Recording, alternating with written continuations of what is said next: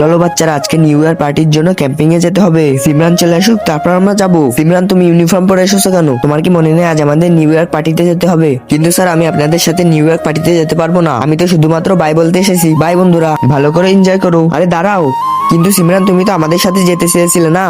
ওই আমার নিউ ইয়র্কের প্ল্যান চেঞ্জ হয়ে গেছে। সিমরান, সত্য করে বলো, তোমার কাছে ক্যাম্পিং এ যাওয়ার জন্য টাকা নেই না? না না স্যার, বাবা আমাকে পুরো টাকাই দিয়েছে। তাহলে কেন যাচ্ছ না তুমি? কারণ স্যার, এবার আমি নিউ ইয়ারের জন্য যা ভেবেছি তা আপনারা কখনো কল্পনাই করতে পারেননি। বুঝে গেছি। কিন্তু তার আগে তুমি যদি জীবনে একবার হলেও এখানে যেতে চাও তাহলে ভিডিওটিকে লাইক করে চ্যানেলটিকে সাবস্ক্রাইব করো আর কমেন্টে ইনশাল্লাহ লিখে যাও। তুমি নতুন বছর উপলক্ষে গরিবদের সাহায্য করে নতুন বছরটা স্পেশাল বানাতে যাচ্ছ, কিন্তু এবার আমি অন্য কিছু ভেবেছি। হ্যাঁ স্যার, বুঝে গেছি। এই আমাদের ছেড়ে ধনী বন্ধুদের সাথে পার্টি করতে যাচ্ছে। স্যার, এরা যা বলছে এরকম কোনো প্ল্যানই নেই আমার। স্যার, আপনার মনে আছে আগের পিকনিকের টাকা যখন আপনি সিমরানকে দিয়েছিলেন, তখন ওই টাকা দিয়ে সিমরান শপিং করেছিল। স্যার, অন্য কোথাও টাকা খরচ করার আগে এবার সিমরানকে বাধা দিতে হবে। চলো তাড়াতাড়ি যেয়ে দেখি। হ্যাঁ চলো। এখানে কি করছে? এই যে আরেকটা গাছও লাগানো হয়ে গেছে।